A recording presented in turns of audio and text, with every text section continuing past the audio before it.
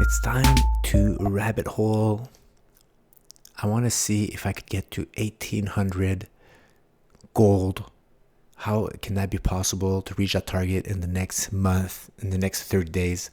Well, let's just go through my scenario where we're going to start in the smaller time frame on the daily and see how this could start cascading onto the hard time frames until we reach that monthly defined resistance at 1800 gold. And if it accelerates, I think I'm imagining that it's going to accelerate. We're going to reach that in less than 1 month, or about 1 month, guys. So let's start. So what's happening on the daily chart? Daily chart, we had a trend line back in the days here that was violated. We had RSI breaking out. So the RSI broke out before the price action broke out. So RSI breaks out. Oh, okay, we're stopping to fall. A little later, it breaks up. Price action goes up. So from the time that the RSI broke out, it gave us all the way to when the RSI peaked right here. In 134 days, we had about a 8.5% gain. Time moves on. Oh, nice pattern, breakout. But the RSI broke out just a little bit before, right here. RSI breaking out, showing the end of the, confirming the low right here. So how much price action do we get? Right here. So price action went up until we peaked, until the RSI peaked. RSI peaked right here. So in about 50 days, we got about 12% gain right here. And here, bringing us to today. Ooh, nice pattern, similar to the ones that we've been having. RSI, show me the money. Okay, so here's the RSI. We broke out just above. I could actually make another line here. And that trend line also, we broke out above. And like we saw previously, the RSI breaks out, price action stops falling. And after that, the price action catches up as the RSI goes up. So right now, RSI broke out, just like we had here before. So I think the lows, this is the low, has been set. And we're going to break out above. So how much of a vacuum are we going to have right here? So if I'm imagining in 1 month that we reach, let me see where we broke out. Broke out right here. So 1 month, I'm imagining that we're going to get to 1800, guys. How much gain? Ooh, how much gain is that going to be? 1800. So high. Wow. Could that be? 1800 and 20 days. 31 days. Just a little bit more. So if my scenario is correct, we're going to have, from here, we're going to have a 21% gain in gold, guys. That's going to bring us all the way to 1800. And then you must say, Pat, you're insane. That's not possible. Well, everything's possible, right? Okay, let's move. Let's see some more weight of evidence that we're stopping to fall and that we're about to bounce up. Right here, I love this. This is my, you could play moving average breakout. So this is the distance from 12-month moving average. When it broke out, when it breaks out, right here, breakout above. Then we had that 2016 rally that hit that monthly define, or was starting to define that monthly define resistance at 1350. And here's the one we have today. This is the breakout we had back in May. We broke out, price action went back up. But if I stretch that right now, the consolidation period has brought us back to about 5%, 5.5% off the 12-month average. And it seems that we're going to bounce off right now.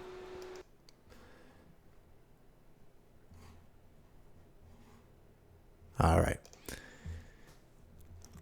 So the last time we broke out, we went, here's a price action. So let's look how much price action that gave us, that breakout of the 12-month moving average. So it started right about here, broke out above, and right here. So last time we did that in about 92 days. We gained about 19% from that area right there. So if we go back up, we bounce back up all the way to there, above the 12-month moving average, we should see similar type of potential gains if we start stretching away from that 12-month moving average at the speed that we had back in after that consolidation, after that breakout period right there.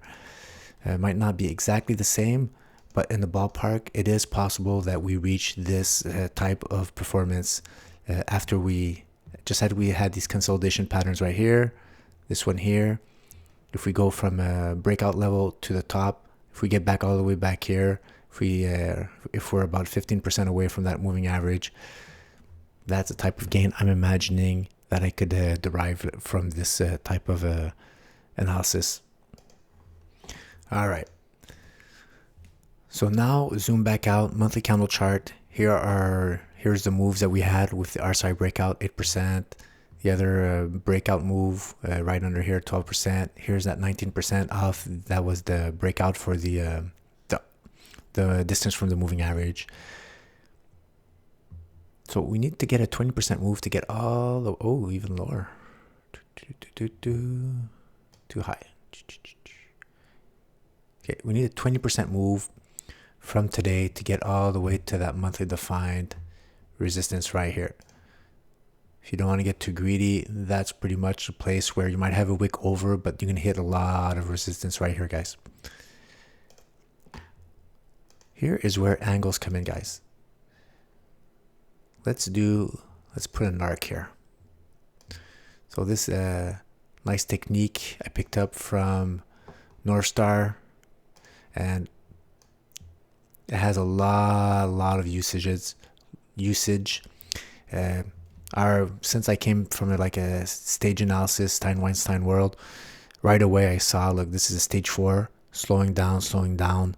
When stage 4 starts hitting support, you're approaching the bottom of the arc. The arc is, if you start touching it, you're pretty much in the stage 1. If you break down, then the arc's not good anymore. Then you continue into stage 4.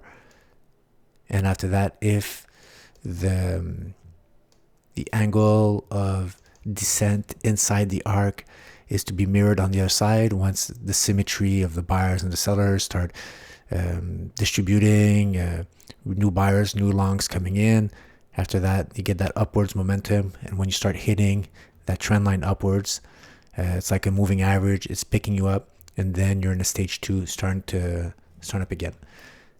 When you hit that the first time you hit on the right hemisphere, I've noticed that was great entry points, especially if you have an indicator as a true strength index bouncing into bull mode.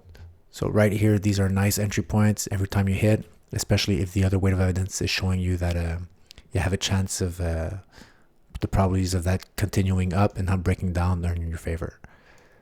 But right now, what's interesting, let me move that up to the...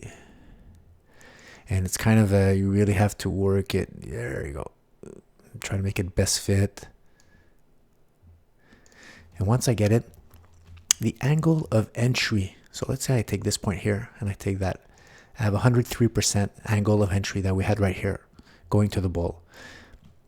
If the arc is to be respected, the angle of exit should mirror the angle of entry. So you go in, the symmetry is respected, you're slowing down, basing, and then you should be exploding out with the same type of energy. So if I hit that first, the equivalent right here of that, hitting that base,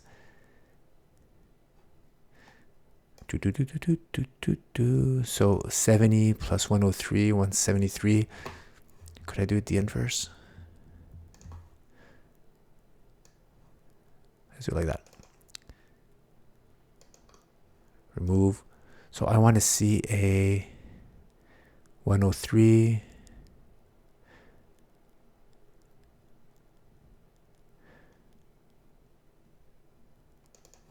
Hold on.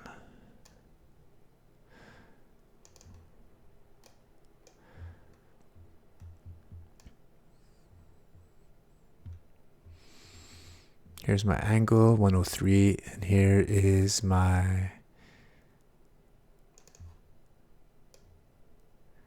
or should I use this one? Yeah, the last, okay, it's the first time you touch it and the last time you touch it before exiting. That's your angle of exit. And it brings me all the way here.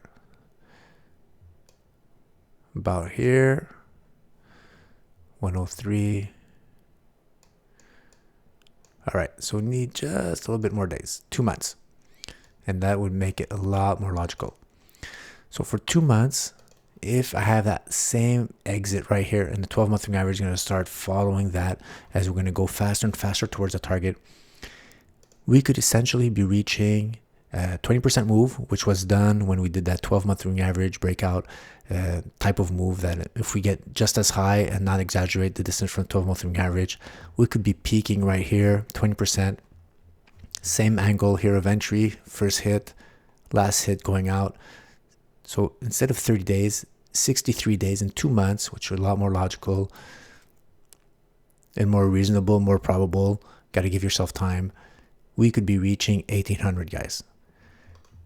Insane, maybe. We're not through that 1560 area, but if the momentum really picks up, we could maybe, after this first test, we might be going through it like butter on this try, guys.